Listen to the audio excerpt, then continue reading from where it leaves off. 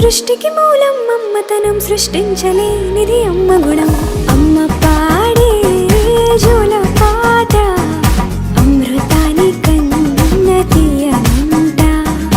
అమ్మ పాడే లాలి పాట తేనె నూరి పారే ఏరునంట.